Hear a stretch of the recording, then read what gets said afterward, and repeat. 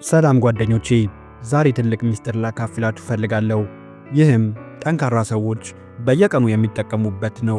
ስሙም ስቶይሲዝም ይባላል። ለመሆኑ ስቶይሲዝም ምንድን ነው?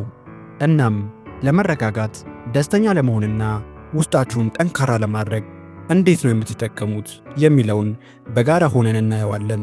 ሰብስክራይብ፣ ላይክ፣ ሼር ማድረግ እንዳትረሱ። ወደ ቪዲዮ። ስቶይሲዝም ምንድን ነው?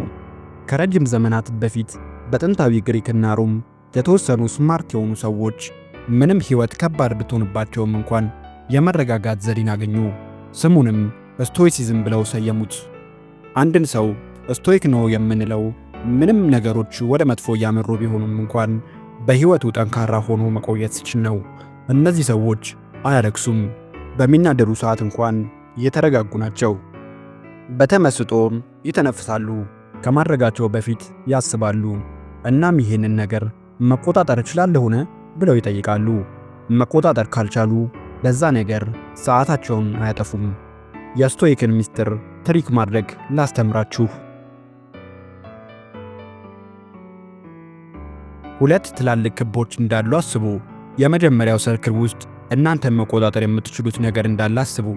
በሁለተኛው ሰርክል ውስጥ ደግሞ እናንተ መቆጣጠር የማትችሉት ነገር እንዳለ አስቡ። የመጀመሪያው ሰርክል ውስጥ የራሳችሁ ዓለም፣ የራሳችሁ ድርጊት፣ የራሳችሁ አመለካከት፣ የራሳችሁ ምርጫ አላችሁ። በሁለተኛው ሰርክል ውስጥ ደግሞ ሁኔታዎች፣ ሌሎች ሰዎችና ያለፋችሁበት ነገር ቢኖራችሁ ስቶይክ እኔ የምጨነቀው ለመጀመሪያው ሰርክል ነው ይላቸዋል። ምክንያቱም በሰርክል አንድ ውስጥ ሁሉም የእሱ ማለትም የስቶይክ ሰው ፓወር ስላለ ነው።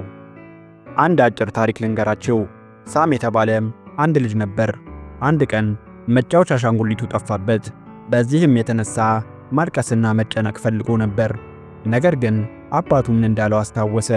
ልጄ ሳም፣ አንድ የተደረገን ነገር መለወጥ አትችልም እና ምን ማድረግ እንዳለብህ አስብ ብሎት ነበር። ከዛም ሳም በረጅሙ ተነፈሰ። ለራሱም እንዲህ አለ፣ መረጋጋት እችላለሁ፣ ጠንካራ መሆንም እችላለሁ አለ። ከዛም ክፍሉን አጸዳ፣ እናቱን ረዳ። ከዛም በጣም ትልቅ አሻንጉሊት አባቱ አመጣለት። ሳም በመረጋጋቱ የተሻለና ያማረ መጫወቻ አሻንጉሊት አገኘ። ሳም ስቶይክ ነበር። መጥፎ ነገር እንዲያሸንፍ አልፈቀደም። አሁን በትክክል ስቶይሲዝም የተለየ ልዩ ኃይል ይሰጣቸዋል። የመጀመሪያው ኃይል ነገሮች ወደ መጥፎ ነገር በሄዱ ጊዜ አእምሯችሁን የተረጋጋ እንዲሆን ያደርጓል። ንጹህ በሆነ መንገድ እንድታስቡና በተገቢው መንገድ እንድትተገብሩ ይረዳችኋል። ሁለተኛው ኃይል ደግሞ ስላለፈው ወይም ስለሚመጣው ነገር እንዳትፈሩ ያደርጋችኋል። ስቶይኮች ስለ ትናንትና አይጨነቁም፣ ነጋቸውንም አይፈሩም፣ ዛሬን ግን ይኖሯታል። ሶስተኛው ኃይል ደግሞ ውስጣዊ ጥንካሬ ይሰጣችኋል። ስቶይኮች ወደ ኋላ ተመልሰው ከሚጠሉት ነገር ጋር አይፋለሙም፣ ሰላምን ይመርጣሉ። ፈገግታቸው ከሩቅ ይስባል፣ ወደፊት ብቻም ይራመዳሉ። እናንተስ ስቶይክ መሆን ትፈልጋላችሁ?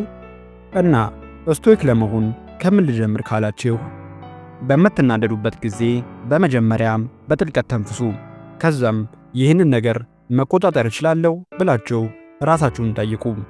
የተለያችሁ ሁኑ፣ ተረጋጉ፣ ውስጣችሁን ጠንካራ አድርጉ። ይህን ነገር ከእኔ ጋር በጋራ በሉት። ሁሉንም ነገር መቆጣጠር አልችልም፣ ነገር ግን ራሴን መቆጣጠር እችላለሁ።